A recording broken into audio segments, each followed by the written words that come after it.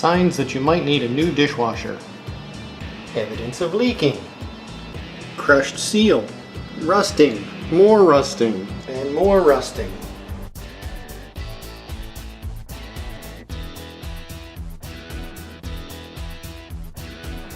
No more knobs and switches. The controls are all electronic. The delay start is a handy feature.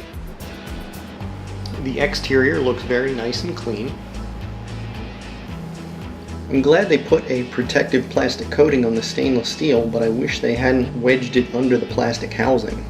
The bottom rack holds more than the old machine did, and the silverware tray comes apart in 3 pieces if you don't need as much space. The top rack is height adjustable and has several moving parts to make loading more flexible. This part doubles as a shelf or a wine glass holder. The bottom sprayer has an interesting double rotating action.